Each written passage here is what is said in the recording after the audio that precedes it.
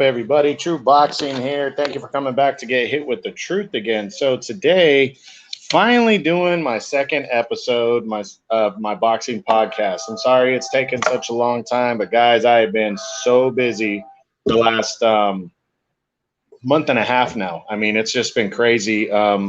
Personal life stuff going on, coaching work has just been crazy. I've been trying to get to it. I keep telling myself I'm going to get to it, and I just never get to it. So I do apologize for that. Going forward, I am going to try to do every 2 weeks, but if I can't, I'm setting myself up to at least do one once a month. I do want to do one like maybe right before the biggest fight of the month. So the way I planned it out is I'm doing the results ever since my last podcast. I'm going to get into those in a minute. And then I'm going to go all the way up to like on the schedule. I'm going to discuss, of course, I'm going to discuss a lot of boxing news, but on the schedule that's coming up, I'm going to stop the week before the Pacquiao and Spence fight on August 21st because I'm hoping I can come back by that point and do my third episode. So just bear with me, guys. I really am getting this started. Damn, just in the last since I did the podcast, I already got 20 more subscribers, so I'm almost up to 150 right now. I'm at 148, so I'm pretty happy about that on my YouTube channel. Remember, check me out on YouTube, TRU Boxing.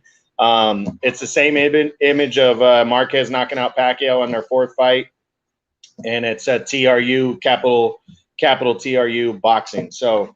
I'm going to kick it off with some of the results that have been taking place in boxing since we last talked. I think the last weekend of boxing was like right at the end of May when you had Jorge Linares and Devin Haney fighting in their showdown. And now, I kind of want to get into everything that's kind of happened since then, roughly running through the main events from every card. We'll start with the Mayweather and Paul card. On the undercard, first off, Jarrett Hurd suffered first he loses his dad recently, which was heartbreaking, and then he moves up to middleweight for what I'm assuming was only one fight, and he loses to Luis Arias, who's a decent middleweight, but obviously Hurd came in the sizable favorite there. Tough loss for Jarrett Hurd. Jarrett Hurd, in my opinion, at his best, is better than probably any junior middleweight, super welterweight at 154 that there is, but this is his second loss in 3 fights. Tough to bounce back, but I'm hoping he gets back to it coming into, the second half of the year. Maybe he can, figure out some of his, not figure it out, but kind of come to grips with his father passing and stuff like that and really get his boxing life squared away again so he can really rise to the top of the division again because I really like Jarrett Hurd, and I'd like to see him successful. I'm predicting we're going to see him move back down to 154 because there's just so many good fights there. But I wouldn't be surprised if he stayed at 140 or if he stayed at 160 either. So we just got to wait and see. But Mayweather and Paul, I don't know what you guys want me to comment on this. Mayweather, in my opinion, is a joke to the sport. I think the fight with Logan or Jake, I don't even remember which one it was a joke. I caught the tail end of the all access on Mayweather and that fight because I was getting ready to watch the main event of the card that was coming on that night. I want to say it was the Nonito Donaire card, and I thought it was a joke. I said that before. I thought it was a joke. It was all about Mayweather posing about what he's got in his garage, what he has in his house, showing off. That's what Mayweather is. He's an attention whore. He can't shake it. That's just who he is. So it was just kind of like I said, kind of a joke, and I wasn't really into it. But I didn't even see the fight. Didn't bother to waste my time and money on something like that. I know a lot of people did, and Mayweather made a lot of money again, and whatever. But is it anybody surprised that he got a decision? It's just who cares? That's the way I look at it. It wasn't a real fight. It's a stain on boxing, and Mayweather's just going to keep doing it though, just to make money. So whatever. But that's my opinion on that. On June 12th, the ESPN card saw Shakur Stevenson against Jeffrey Nakatila. They fought for the WBO interim championship at 130. Stevenson, another kind of workmanlike, stay busy. He was weary of Nakatila's power, and he didn't really try to put his foot on the gas pedal too much. He just kind of outboxed, outclassed Nakatila. One-sided, unanimous decision, no points there, and he is now the interim champ at 130, and has set himself up for a showdown with Jamel Herring. So Herring wants to fight, even though these guys are friends, they've trained together. Herring wants to fight. Herring's coming off his biggest win. He knocked out Carl Frampton earlier this year, early April, 6th-round knockout, and now he says he's down to face Shakur Stevenson. So I know Bob Arum's currently trying to set the fight up for the fall, and I think we're going to see that fight go down, and it should be exciting. I like Shakur Stevenson. I think he's going to be the future of the sport, in my opinion. He might be your pound-for-pound best fighter in boxing in the next few years, and I'm really looking forward to him. Got all the talent in the world. He's got a good promotion, and he's got a good manager in Andre Ward, who's a former pound-for-pound best fighter in the world. So look forward to Shakur Stevenson and Jamel Herring later this year. June 19th, we had 3 main events that night. On DAZN, you had Jaime Munguia took on Primizal Ziramita, who, if you don't remember Ziramita, he's the guy that fought Triple G in December. He landed some shots on Triple G. Ziramita's not a bad fighter. He just doesn't pack a punch. So that's going to cause him to, the lack of punching power, the guy's going to keep coming forward. Triple G broke him down, stopped him, 7th-round stoppage. No surprise there. Most people, myself included, didn't feel Ziramita belonged in the ring with Triple G. But Jaime Munguia took the fight on short notice with this guy. Because his original opponent was, I want to say it was Macias Sulecki. Sulecki had to pull out about 2 weeks before the fight. So Ziramita steps in, and it was a risky fight for Munguia, who's trying to establish himself at 160. He's still young. He's undefeated. He's trying to prove how good he is. And Ziramita, if he didn't look good against Ziramita, it would have hurt him in the sense of people believing that he's not on the same level as Triple G. And Munguia and Triple G were trying to fight each other in April, and that fight didn't pan out. And that fight's still on the table because they both work with DAZN. So Munguia had something to prove against Ziramita, and he proved it. He went in there and he pretty much beat down Ziramita. Ziramita was in the fight. He was landing his shots as he did with Triple G, but Munguia stopped him in the 6th round. So if that shows you that he is possibly on the level of Triple G, I know styles make fights. Experience make fights. But Jaime Munguia, impressive performance. Now, where does he go after that win? It's tough to say. He wants a title shot, but is anybody Triple G going to be interested in a title shot, or anybody on that level? I'm not sure right now. But the undercard kind of spoke to who could be his next opponent, as it saw Melikuziev, who was an undefeated rising star. He was like 6-0 with 6 knockouts. He was supposed to fight Sergey Kovalev back in January, and Kovalev had to pull out of the fight, when he tested positive for a bunch of banned substances. And this guy, Melikuziev, took on Gabriel Rosado at 168, the veteran, former world title challenger. And Melikuziev was putting it on Rosado, put him down in the 1st round. And then in the 3rd round, though, he got caught with a fucking wicked right hand right on the chin. And it basically face planted Melikuziev. He couldn't recover. Big time win for the veteran Gabriel Rosado. And right after the fight, they were talking about a possible Rosado versus Munguia showdown, which I think is I think it's likely. I think it's a good name for Munguia to try to get on his list. Rosado said, even though I would like to see Rosado take his chances at 168 a little more, he says he can make the weight at 160. It's probably the biggest fight he can get next. And I think it's a good idea. So very likely we're going to see Munguia and Gabriel Rosado locking horns later this year, which is going to be a good action fight. You're not going to want to miss that.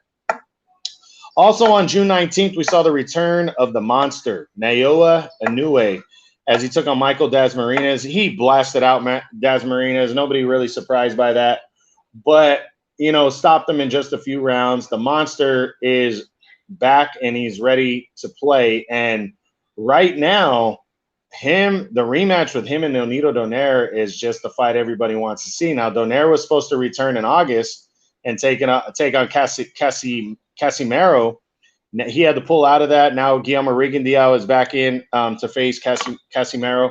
But does that mean that Donaire and the monster Inoue could possibly fight later this year? Man, their first fight was pretty fucking fantastic. And I would love to see the rematch, especially since the monster has just been blowing everybody away and stopping everybody. And the only guy he didn't stop was the veteran Nonito Donaire, the former multi-division champion. I think he's 4 or 5 division champ, Hall of Famer, great fighter. And I really, really hope that Inoue, the monster, and in the Filipino Flash, Nonito Donaire, can lock horns later this year. I think that'd be great. Also on June 19th, we saw a pretty good triple header on Showtime, actually. Just briefly on the undercard, Angelo Leo, Aaron Alameda, crossroads fight, both guys coming off of losses, and Angelo Leo kept himself in the top 10 with a nice hard-fought decision win over Aaron Alameda. Congrats to him. I just want to send a shout-out and mention him. Isaac Cruz, the reason I'm mentioning him, he took on former junior lightweight champ at 130, Francisco Vargas. People were predicting Cruz was going to win the fight. I don't think anybody's surprised that he won. He won a one-sided 10-round decision, but I'm mentioning Cruz because he's moving himself in line for a title shot, but I also think he potentially could be facing Gervonta Davis next. I see him as an option, so I'm mentioning him. But the main event, you had Jermall Charlo, former middleweight champion, taking on, I want to say it was Fernando Montiel or Juan Montiel. I can't remember the guy's first name, but, you know, I'm disappointed Jermall Charlo. You know, first, the opponent selection I thought was terrible, taking on this guy. You know, this guy really didn't deserve to be in the ring with Charlo. I thought it was a whack opponent selection when he had Chris Eubank Jr. wanted to fight. He had other guys that wanted to fight him. And he was coming off the best win of his career, beating Sergey Derevyanchenko last year. And I really thought you should capitalize on that fight by taking on, you know, you don't have to take on a bigger name than that and rush straight into it. But if Charlo's talking about a fucking Canelo fight, what is he doing wasting his time fighting a guy like Montiel? So I was really disappointed in the opponent selection of Fernando Montiel. But then Montiel actually balled with him. Now, don't get me wrong. Charlo won the fight convincingly on points. I'm not denying that. But the fact that, one, he should have knocked this guy out. Sure. He should have knocked this guy out for sure. There shouldn't even have been an issue.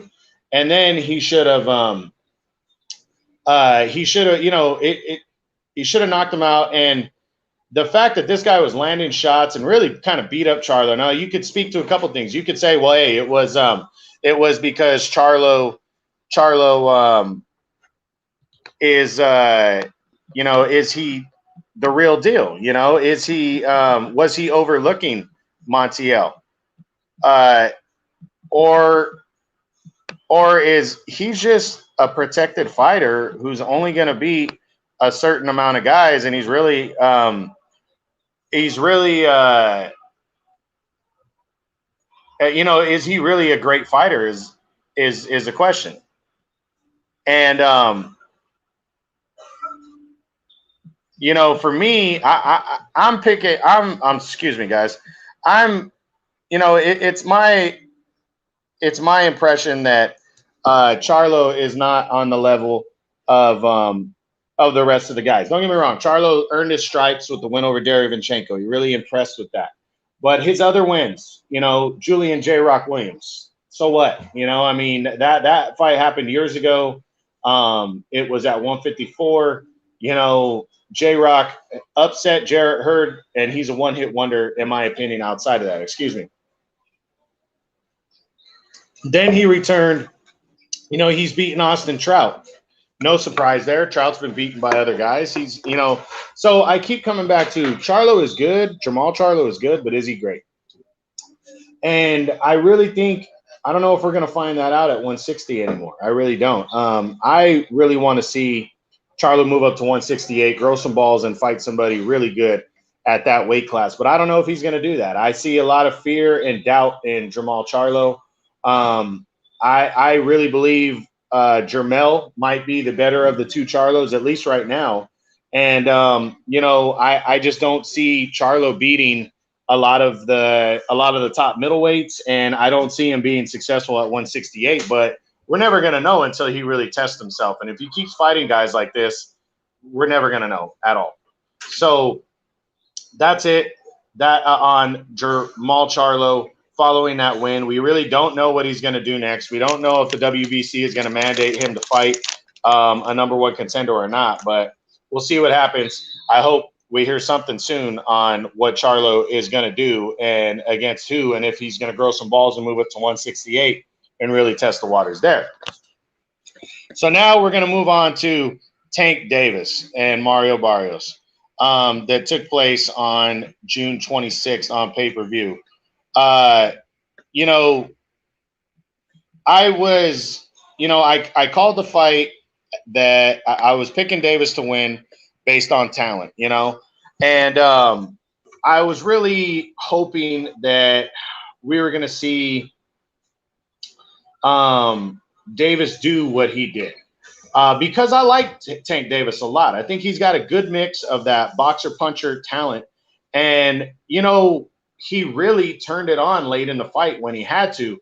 And it wasn't just power punching. But you know what? Mario Barrios was in the fight. This is the biggest guy that Tank had ever fought.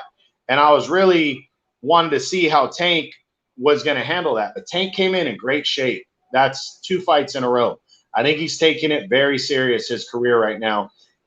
And putting everything first. And that's what you want to see a great fighter do. He's one of the young lions. He's one of those guys that's if you guys really know me already, and for the new people, I have a top 12 must-see fighters in all of boxing, and Tank Davis is on that list. He's fighting on pay-per-view. Showtime's trying to sell him. He went in against an undefeated and big guy in Mario Barrios. Now, Barrios, his biggest thing is he had never faced a guy on Tank Davis's level of talent, but he was the much bigger fighter, and Tank had to prove himself.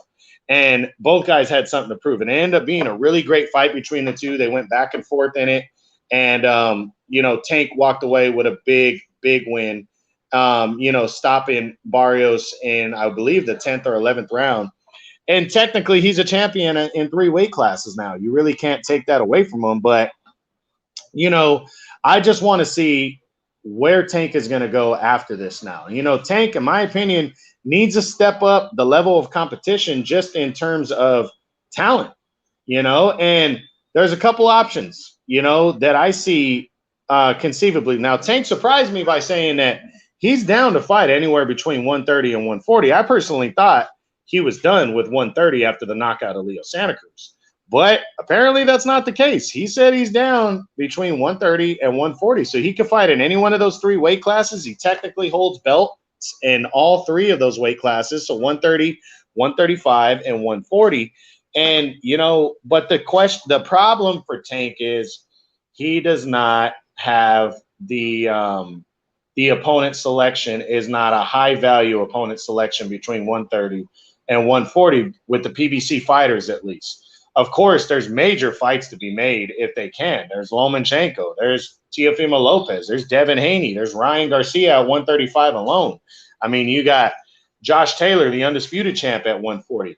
But because all these guys fight for different promotions, the promotions are going to try to control the fight. And I don't know if Mayweather is going to allow that to happen for Tank. And, it's just one of those things we got to wait and see. But I really do want to see somebody good take on Tank. But the options that I see for Tank Davis, to be honest, going forward is one that was mentioned, Gary Russell Jr. Why not Gary Russell Jr.? If Tank can make 130, Gary Russell can come up to 130 from 126, or maybe Gary Russell be crazy enough to come up to 135 and fight him there.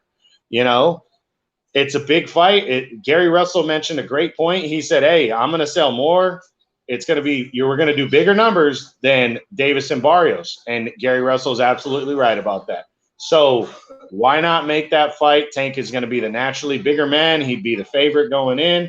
I personally feel that he would definitely win the fight. So why not go get that name on your resume? Now, another guy that I think is very possible at 135, Isaac Cruz. I just mentioned a few minutes ago. And Isaac Cruz is a good, solid grinder that comes straight forward. He's kind of tailor-made for Gervonta Davis.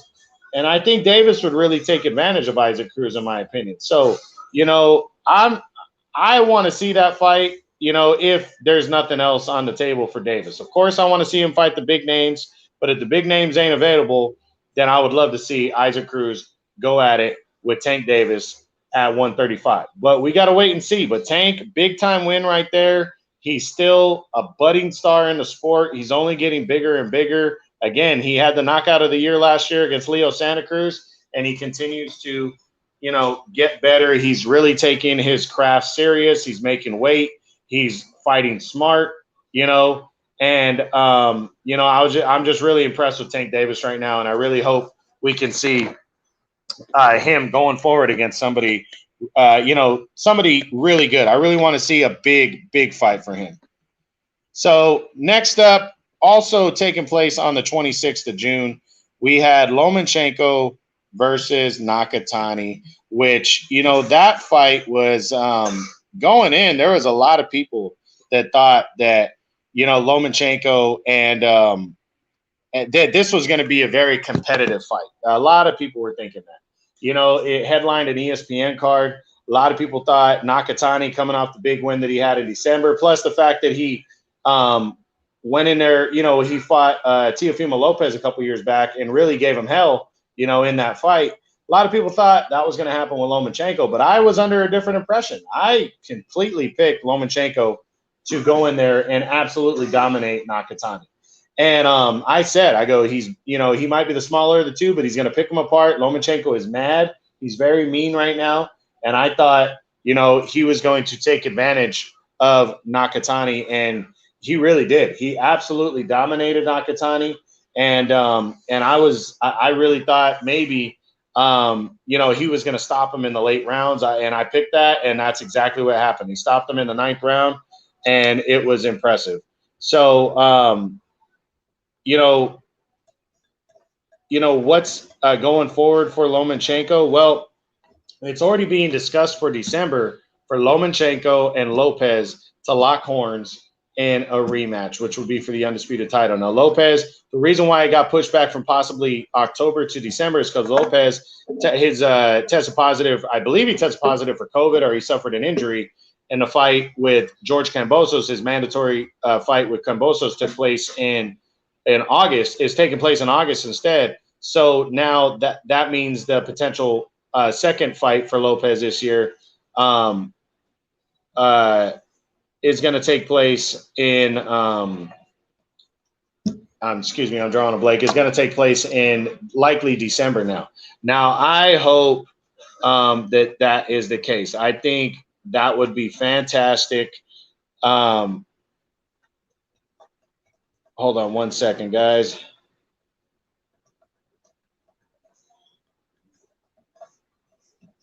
Yeah, and I just really, really hope that fight takes place. I mean, because I cannot wait to see Lomachenko try to get his revenge on Teofimo Lopez. Now, we're going to see, how Teofimo, if he's looking ahead, or,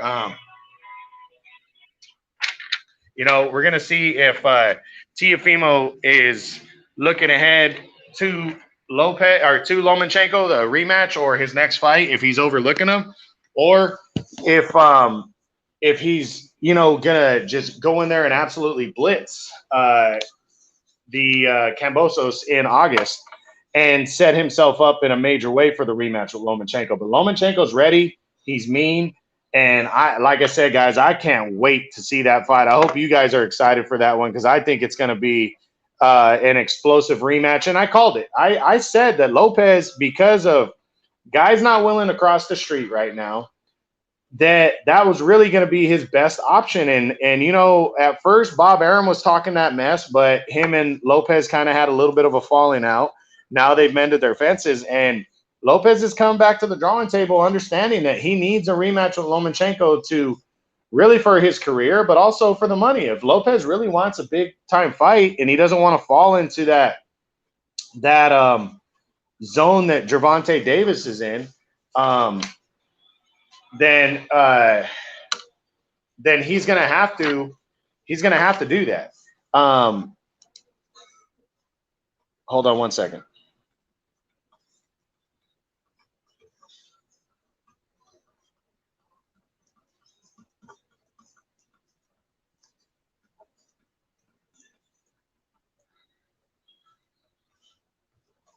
So, we're going to need to see, this rematch for Lopez. And it's a good one. It's a good fight because Lopez has done more than the other kind of younger budding stars like Devin Haney and Ryan Garcia.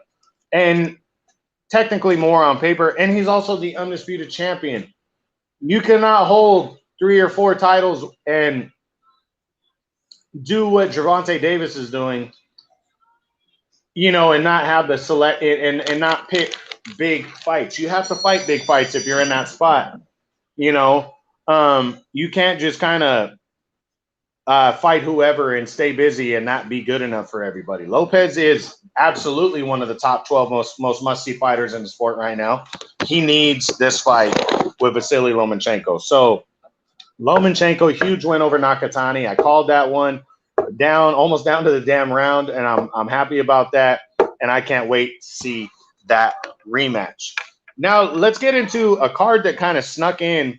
Took place Saturday, July 9th, or Friday, July 9th. I'm sorry. It was on the zone. Yeah, the return of Gilberto Ramirez taking on Sullivan Barrera, the veteran, at 175 light heavyweight. Ramirez undefeated, trying to get into a title contention. He wants to become a 2-division world champion against the always game Barrera, who had been inactive though. And man, did Ramirez go out there and just beat the shit out of Sullivan Barrera. Now, I thought Barrera was going to be competitive in the fight for a while. Maybe get stopped in the late rounds because of stamina issues, but it wasn't even like that. Ramirez just put it on Barrera, dominated him from start to finish. 4th round, TKO victory. Ramirez wants to go after a world title, and he has his sights set on Dimitri Bivol. Now, if Bivol, I'm going to get into this with the Canelo news. If Bivol does not get the showdown that he wants with Canelo, because he's kind of a back burner option for Canelo right now, I think Bivol is going to be more than willing to welcome Gilberto Ramirez, because Ramirez is already calling him out not even a day after the fight with Barrera. He's already calling him out for later on this year. And I think you're going to be looking at a very, very good light heavyweight title fight right there if it happens. So make sure to pay attention for that. 1 second. Now, on the undercard, you had Joseph Diaz lost his title on the scales in February, fought to a draw with Shavkat Rakhimov. Most people thought he was returning to 130 for sure. And Ryan Garcia had to pull out of a fight with Javier Fortuna for the interim title or the number 1 contendership at 135 lightweight. And honestly, in a million years, I didn't think Diaz would move up to lightweight, take a fight like against a guy like Fortuna in his first fight at lightweight. And I just didn't see him doing it. And he went in there and actually beat Javier Fortuna. It was a close, hard-fought battle like I predicted it to be. I felt it could go either way. But surprisingly, man, Joseph Diaz, what a fucking win. Nice win. He's a very talented kid, but I just didn't think punching power. I thought he would have to test himself more.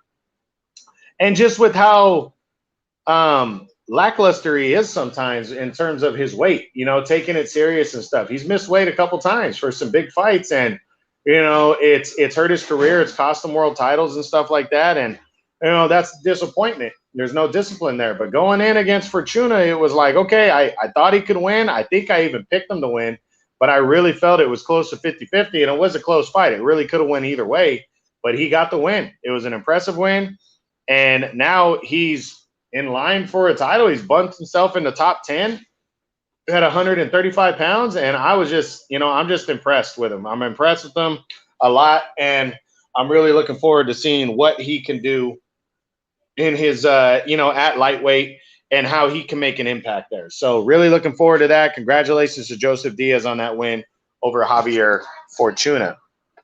And now we're going to get into the results from last night's undisputed title fight between Jermell Charlo and Brian Castano. They fought to become what, in my opinion, is the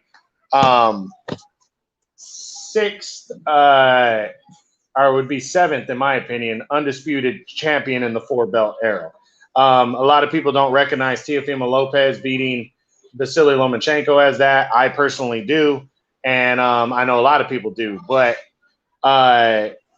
this was a big fight. You had Charlo unified titles last year, held 3 of the 4 world titles, knocked out Jason Rosario last year, and was, is a top guy at 154. taking on the undefeated Castano, who completely outworked and dominated Patrick Teixeira in February to capture the title. He fought Erislandy Lara to a draw in 2019. You know, this guy, just one of the up-and-comers, and just a style where he just comes straight at you. He really does. And he's just a very solid fighter that comes from all angles. They fought last night for the undisputed title. The fight was a good one. You know, Castano, as I predicted, outworked Charlo in terms of total punches, landed more than him. But Charlo hurt Castano a couple times. Castano hurt Charlo, rocked him a couple times. But it was an interesting fight. After 9 rounds, I had Castano winning 7 rounds to 2. You could argue 6-3. There were a couple close rounds there, but I really felt 7 rounds to 2 was fair, and I really thought he was going to pull it away. And then Charlo hurt him in the 10th, hurt Castano in the 10th round. The 11th round seemingly outworked him a little bit, but it was close. And the 12th round, another one where you could argue either way. You could argue that Charlo won the fight. You could argue or won that round. You could argue that Castano won that round. It was that close. And when it went to the scorecards, I expected it to be a close call. But I personally had Castano winning 115 to 113, which is 7 rounds to 5. That's what was my personal score on the fight. But I would have been fine with a draw. But I absolutely don't think Charlo deserved the decision. I don't think he won more than 6 rounds. There's no way he could have. But the fact that one judge scored it 117-111, that's 9 rounds to 3, guys. That was a fucking joke. I'm sorry. That is a joke. And, you should not be fooled by that horrible score. And I liken that to the Canelo Triple G first fight, which I personally feel was a draw also that night. A lot of people feel Triple G won the fight. I have no problem with that. Yeah, you could argue 7 rounds of 5 for Triple G in that fight that he won. But the point is that one judge did the same thing that night. They gave Canelo 9 rounds over Triple G, and that was a joke. That was a joke. There's no way Canelo won 9 rounds in that fight. I had it a draw, and that's exactly what I had it last night. But that judge is horrible that scored that fight for Charlo 9 rounds to 3 to not win 9 rounds. Even Charlo's trainer heading into the 9th round, the championship rounds, kind of had to motivate Charlo to get rolling. Derek James was telling him, you're losing this fight. You need to, use your angles more. You need to pop him with a hook after your jab. He was trying to get him to get going, but Brian Castano's lead right hand was just money. I mean, he was landing that at will, and his left to the body and left hook to the head was just fucking impressive. And, man, what a performance. What a performance out of Castano. Charlo, though, I got to give him his credit. I felt like when he went down early and it was kind of a wide lead, and Steve Farhood on Showtime was scoring it similar to what I had it, I thought, hey, there's no way he's going to come back and win the championship rounds. And you can argue that he won rounds 10, 11, and 12. You really can. All 3 judges, I believe, gave him rounds 10, 11, 12. I personally kind of they were close. I kind of had it 117, 111. 115, 113, which is 7-5, or 8-4 for Castano. I really thought Castano outworked Charlo a lot. But it was a good fight. Like I said, it was a good fight. Can't argue that. It was a really back and forth fight, and you can argue that it was close. And I hope we see this fight again. I'm not sure. Charlo was making a lot of excuses. He really was for this or for that, which that's what the Charlo brothers do. But if Jermell has some balls, he's gonna fight him again, and he should fight him again. And I hope he does. So we'll see what happens. And that's all the results that's been going on. So let's look at the schedule going forward before we get into some of the boxing news. I'll end it with the boxing news. But some of the fights just going forward, the main events you're going to see, I'm not really going to get into the undercards prior to when I come back, which, again, I'm trying to come back the week before the Pacquiao versus Spence fight that's taking place on Saturday, August 21st. But July 24th, on ESPN, you got Joe Joyce. This guy almost got the Usyk fight. He's right around the corner from a title fight at heavyweight. He's coming off the win over Daniel Dubois, knocking him out last year, and he is in line to fight former world title challenger Carlos Takam. Can't wait for that. Takam's a real comer. I think he's going to at least give Joyce something to think about in the ring. He's a smart guy. I got Joyce not beating him. I hope Joyce can knock him out and really kind of throw his name on the table, and that might get Joe Joyce into the top 10, to be honest. So we'll see. You got Conor Benn trying to make a name for himself at welterweight, taking on the veteran Adrian Granados. Granados is a straight brawler. He likes to come forward. They're fighting July 31st on DAZN. I think Conor Benn is going to welcome himself to the party with a win over Granados. Granados is a good fighter. He's a good fighter to get on your resume. Granados is not going to just hand him the fight, though. He's going to come to fight. It's going to be a good one. I'm going with Conor Benn in this one to win that fight. Now, Tuesday, August 3rd, you got a heavyweight fight on Triller. Not sure if that's a pay-per-view or not. It probably is. You got Michael Hunter, top 10 heavyweight right now. Still deserving to be a top 10 heavyweight, trying to make his name for himself, taking on little-known Mike Wilson as Michael Hunter tries to stay busy. I'm personally not going to order that, but it's something to look forward to. I got Michael Hunter winning that fight.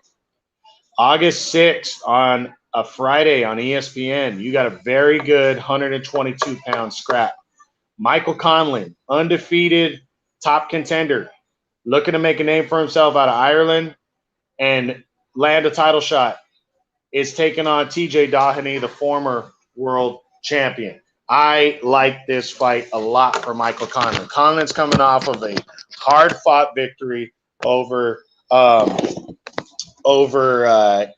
Baluta, which pretty much was an eliminator, and it got Michael Conlan in line to fight for the title.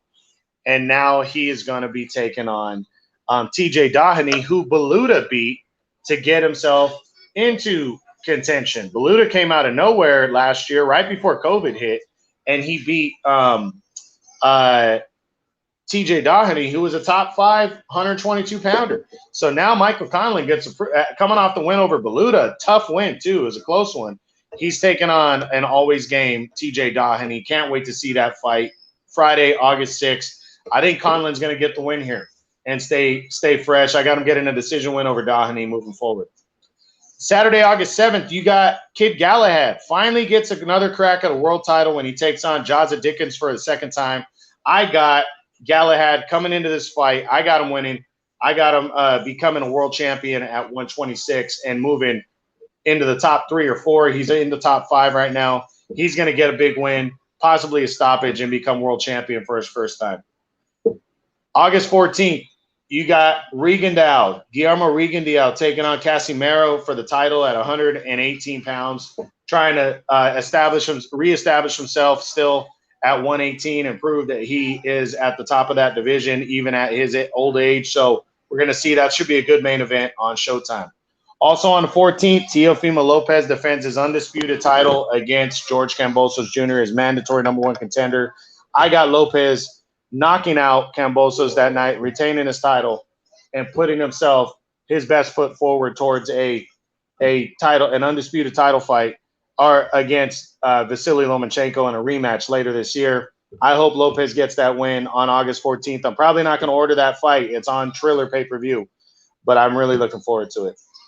And then the last fight on the schedule prior to the Pacquiao-Spence fight on August 21st, also on August 14th on DAZN, Virgil Ortiz Jr., the undefeated rising star, 17-0, 17 knockouts, is taking on the Mean Machine, the former world title challenger, the guy that hurt Terrence Crawford, should have got a knockdown against Crawford in that fight. He's taking on Ortiz, 147. This is a big fight right here between these two. People need to really be focused on this one because the Mean Machine can fight. This is a great test for Virgil Ortiz. I think Virgil Ortiz is going to pass it. I think he's going to dominate the Mean Machine. I think he's going to stop him in the middle of the later rounds and really prove that he belongs at in the mix and definitely in the top 10 at 147. But we're going to see what happens August 14th. All right, guys, we're going to get into some news now. We're going to get into some Canelo news. And I want to give you guys a little bit of an update on what's going on with the pound-for-pound king, Canelo Alvarez. So Canelo is still trying to negotiate the fight with Caleb Plant. Caleb Plant, the IBF champion, we knew this was not going to be an easy negotiation when the fight was not made after Canelo knocked out Billy Joe Saunders in May. Now, you know, the talk is that Canelo and Billy and Caleb Plant are still negotiating a fight. And what people need to understand is part of that negotiation is that whether you know the PBC and Showtime and Fox, they are allowed to make an offer to Canelo. See, Canelo currently does not have a promotional contract with anybody. He wants to work with Eddie Hearn. You know, obviously, again, excuse me. That was a 2-fight deal that he signed with DAZN, though, and Eddie Hearn is technically representing him right now. But there's going to be an offer from DAZN to make that fight with Caleb Plant. There's going to be an offer from the PBC and Fox and Showtime to make that fight over there, which would be on pay-per-view. Now, you know, obviously Canelo wants to accept a bigger offer. You have Caleb Plant asking for $10 million, which he doesn't deserve, but it is for the undisputed title at 168. So would Canelo be willing to pay that to Caleb Plant to just get the fight done? Right now, it's still up in the air. They're still negotiating. I haven't heard any negative news that the fight's not going to happen, but I did hear that Dimitri Bivol, the undefeated light heavyweight champion, is a possible backup option for Canelo if Canelo does not get the Caleb Plant fight, which I really hope he does. But I think Triple G is not announcing his next opponent and stuff like that because he might also be an option. But we're running out of time here. If Canelo wants to fight on September 12th or September 19th, whatever that may be, it's currently July 18th right now, guys. We're less than 2 months. We're about 2 months away. So if Canelo wants to do that, he needs to get his ass on the ball, and they need to make this fight. And I think we're going to get some major news soon on what's happening there.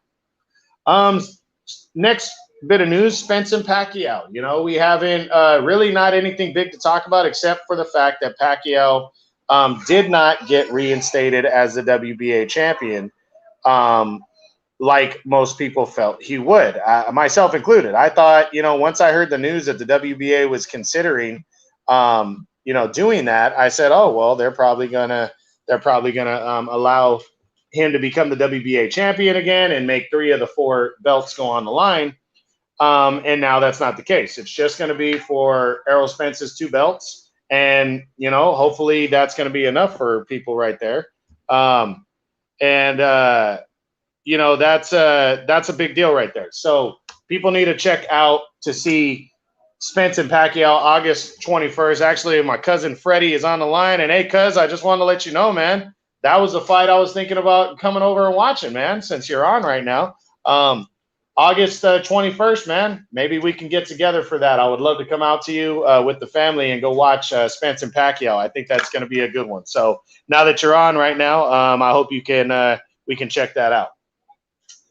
Some other news on coming up is David Benavidez, undefeated super middleweight champion, exciting fighter. He's returning August 28th to take on Jose Uzcategui, the former IBF champion. That's going to be a good-ass fight right there, guys. If you guys want to see Benavidez, you know, get it himself, keep working himself in line for Canelo, then you're going to want to watch Benavidez and Uzcategui. That's going to be a slugfest right there. I can't wait to see it. That's Saturday, August 28th. That's going to be on Showtime also. But don't forget, September 11th, you got Stephen Fulton Jr. likely taking on Brandon Figueroa, unifying belts at 122 pounds. I really hope that fight takes place and gets locked up. And I don't think it's officially 100% announced, but I'm pretty sure those guys are going to be going at it. And it's really going to be to officially lock up 2 of the belts at 122 because the other 2 are locked up by Marajan Akhmadaliev.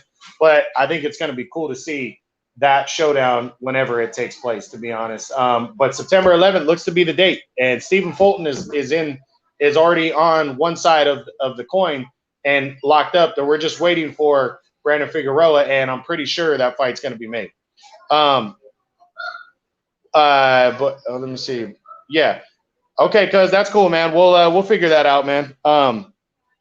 But anyways, you know, next up is Anthony Joshua versus Alexander Usyk. It looks for sure like these guys Saturday, September 25th on DAZN are going to lock up for Joshua's unified heavyweight championship. And guys, if you're not excited about this fight, you're fucking tripping and you're not a boxing fan. I'm sorry.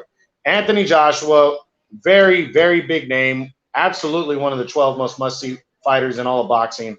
We almost saw him and Tyson Fury get their fight good to go for August. Now, because of Fury and Wilder 3 taking place, we're going to see Joshua and Usyk instead. But this is good. Joshua gets to clear up his mandatory against a great fighter, Olympic gold medalist in Alexander Usyk, and the former undisputed champion at cruiserweight, Alexander Usyk. You cannot beat this fight right here. You cannot. You guys need to watch Joshua and Usyk on September 25th because it's going to be great. Do not sleep on that, guys. You know, I know Joshua doesn't get the love that he should get, but, you know, people need to watch him. And Usyk is a fun and kind of he's a great – first off, he's a great fighter. Let's just stop there. He's a great fighter, a lot of talent. He's not afraid to mix it up a little bit, but he boxes very well. Again, he's a former Olympic gold medalist, and he's trained by Vasily Lomachenko's dad. So you know this dude brings skills to the table. And, you know, yeah, his biggest disadvantage, in my opinion, against Joshua is that he's a little undersized. But that doesn't mean he can't pull out a decision or wear down Joshua and possibly beat him, you know. I mean, I'm really looking forward to this heavyweight showdown right here. You know, Usyk was the undisputed champ at cruiserweight. Totally took that division over, has beaten every guy there. You know, and I cannot wait to see Joshua and Usyk on September 25th. And if Joshua wants to stay in line for the show, for the possible potential awesome showdown against what's his name, the winner of Fury and Wilder, which most people feel is going to be Fury. They're already talking about that fight being negotiated for early 2022. He needs to come in and look good against Usyk. He needs to get that win. So this is a big-time fight, guys. Make sure you're watching it Saturday, September 25th on DAZN. We'll talk more about it on the next podcast. But I just want to let you guys know that it's pretty much official. A fight being rumored to come up that I'm super excited for if it gets made. Sometime in the fall, Mikey Garcia and Regis Prograis are talking about locking horns. Now, guys, if you ain't fucking interested in this fight, you guys suck. Because Mikey Garcia is still one of the most talented fighters in boxing. He kind of floats right on the tail end of my most must-see fighters in all of boxing. He's taking on Regis Prograis, who's also kind of in that range. I got Prograis. He's not in my top 12 most must-see fighters, but he's kind of floating around top 15, top 20 right there, which is still big. You know, and Prograis is just entertaining. He can box, he can punch, former champ, only losses to Josh Taylor. I mean, I really hope that fight gets made right there. I really hope we can see those two guys, you know, square up and get a fight going because it's going to be entertaining as hell in terms of the talent. Mikey Garcia can get it on for sure. You know, and maybe 147 isn't his best weight. Maybe he's too small for that, but Prograis hasn't even fought at 147 yet. These two guys can lock horns at a catch weight. They possibly get together at that weight right there at 140 where Prograis has been fighting. And to be honest, if I'm Mikey Garcia, I think Garcia should fight at 140 over 147. That's just my personal opinion. Yeah, he's got bigger names. You know, but there's still some good-sized names and good fights to be made, you know, and I would really love to see this showdown right here between Prograis and Garcia as a potential kind of like the winner gets Josh Taylor for the undisputed title. That would be huge. But, you know, be that as it may, whoever he ends up fighting, Mikey Garcia next, Prograis would be awesome. You know, wherever this fight takes place, however it goes, maybe it could be a buildup for Prograis to make his splash at 147, you know. We just don't know. But I really hope this fight gets made. You know, Garcia, Prograis, this is just a head-on collision right here. Two freight trains right here. And two freight trains of pure talent right here. And the fact that they're negotiating, the fact that both these guys want this fight, that shows you how big Prograis is, that Mikey Garcia is interested in him. And it shows you how much balls both guys have to roll the dice and fight each other because they can't get the bigger fights right now. So I love it. I love this potential matchup. I hope it happens. Some other news. We're almost wrapping it up here, guys, but some other news. I mentioned Josh Taylor. Taylor possibly fighting Terrence Crawford, at some point.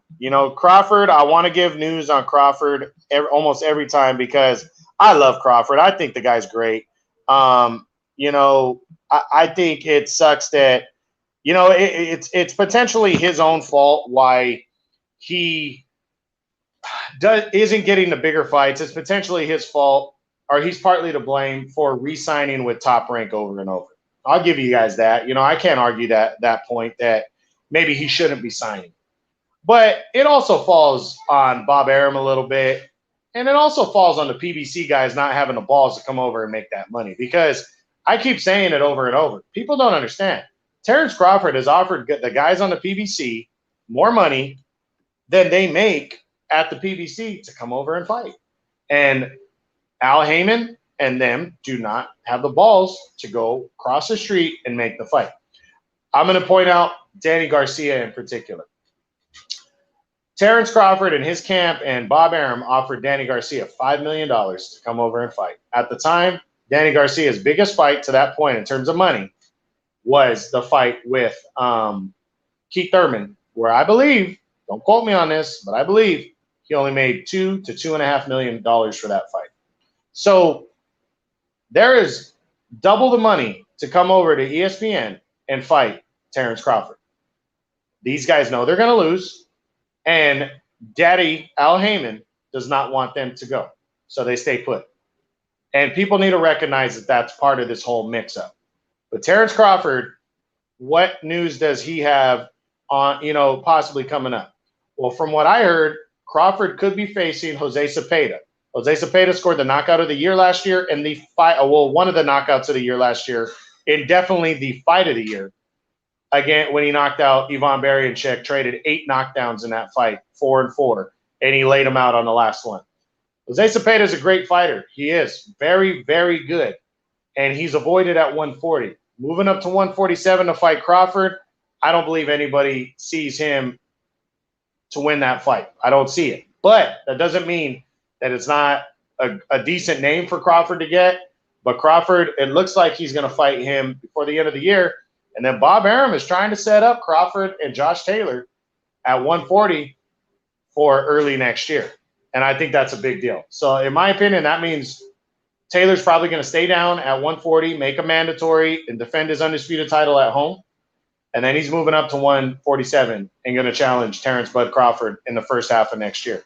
So Crawford, potentially a couple big fights coming up. Of course, not the fight that we want to see against Errol Spence, but hey, that fight should still be there at any point, and I hope it is. And we just got to wait and see. But I love the matchup between Crawford and Taylor. I've been talking to a lot of dudes from the United Kingdom that think Taylor's going to beat Crawford, and I'm sorry, guys. This is not because I'm from the United States. It has nothing to do with that.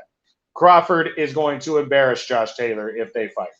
It's just that simple. Once he figures Taylor out, which is going to take him about 4 rounds, he is going to beat the shit out of Taylor. He is going to stop Taylor, and he is going to reign as the champion at 147 someday, because I also believe in my heart of hearts that he beats any guy at 147 convincingly, and that includes Errol Spence Jr. So let the argument start. I know you guys are going to question me and argue with me, and I'm all good with that. I love it. But mark my words, and I've been dead on with some of my fucking predictions lately, guys. Castano and Charlo, I picked Castano to win that fight, and most people feel he should have won that fight. I picked Lomachenko to knock out Nakatani, and he knocked out Nakatani in the late rounds and dominated him, and I predicted that as well. I've been dead on with a lot of my predictions lately, so I'm not trying to be arrogant here. I just do know my shit when it comes to boxing, and I love boxing. So mark my words, still to this day, and if Terrence Crawford proves me otherwise before he gets in the ring with some of those big dogs, I will change my opinion, and I'll let you guys know that I'm changing my opinion. But I've been saying it over and over and over. Terrence Crawford will beat anybody between 140 and even 135 all the way up to 154. If Crawford goes up to 154, he beats anybody there too. So mark my words, Terrence Bud Crawford, the undefeated welterweight champion of the world, I am praying and hoping that this guy's on the verge of landing the big fights that he desperately needs and desperately wants. Now, guys, I'm going to close out with the change of the news of Fury versus Wilder 3. Apparently, that fight was supposed to take place on what was it? It was supposed to take place on July 24th, this weekend coming up. I was actually planning on doing something big for that. Now that fight has been scrapped because Fury's camp tested positive for COVID, as did Fury. And now the fight's been pushed back to Saturday, October 9th. So still an exciting fight. Really can't wait to see that. I hope everybody else is looking forward to that fight because it's going to be big. I'm still gonna my prediction on the fight, my breakdown video. It's up on my podcast. On my YouTube channel. Make sure you check that out. But my prediction's still the same. A lot of people are saying this is going to benefit Deontay Wilder. I don't see how. They both fought. The last time they fought was at the same time, and Wilder is the guy that seemingly has tired late in fights. I've never seen Fury really tire late in fights. He got caught cold by Wilder's punch in the first fight. But Wilder was the one running out of gas late in that fight. Wilder's the one that was extremely tired against Luis Ortiz in that fight. I don't know. I don't think it's going to be a benefit for either guy, the fact that this fight's taking place, taking place in that on October 9th instead. It's just, hey, shit happens. Unless he has lingering effects from the COVID, Tyson Fury, that's the only thing that potentially could affect him. But hey, he's signed on and he's getting in the ring, so no excuses. And Wilder and all Wilder's fans, I hope you guys hear this. Your boy made the fucking most excuses I've ever heard in my life after a loss.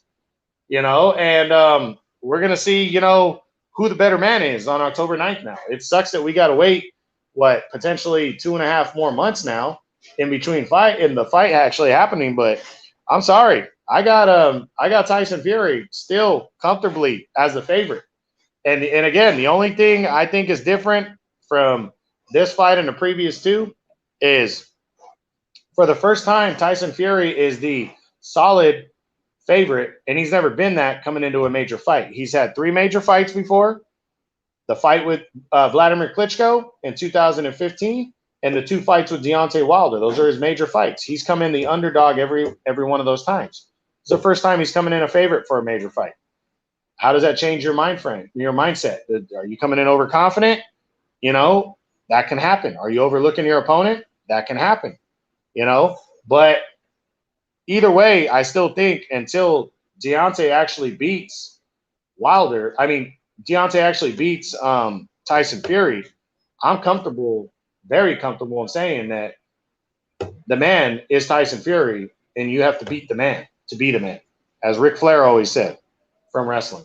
So that fight's now taking place October 9th. So, all right, guys. Again, I am going to try to return in about 3 or 4 weeks at the latest, right before Pacquiao versus Spence takes place on August 21st, to get my prediction on that. And then to, just load you guys up with anything going on heading into the month of September. I'm hoping we have Canelo news by that point and what he's doing. And I'm hoping we have some other big news. I'm sure we will. A lot of good fights taking place. The biggest before that takes place, I think the Lopez Cambosos fight and Ortiz and the Mean Machine on August 14th is going to be entertaining as hell. So make sure you're checking out boxing. Pay attention to my YouTube channel. I update you guys on every one of these issues, every one of these topics as we go forward. I do my previews every week. It's usually about Wednesday, Thursday. I post my previews for the weekend. The weekend fights that take place Saturdays. I discuss all these topics in detail. I do recaps. I do what I think these guys are going to do next. Those are my what's next videos. So just make sure you're paying attention. And right now I'm in the process of doing my top 10s. Which means I did my mid-year top 10s and I'm just updating them and getting them out there to everybody. And, I just did 122 and 126 pounds. So this will be updated on my YouTube channel tomorrow, July 19th, Monday, July 19th. Make sure you're checking it out. And hey, guys, I hope you guys enjoyed this. I really love doing my podcast, and I hope you guys enjoyed it. That's it. I'll talk to you guys next time. True Boxing, you've been hit with the truth.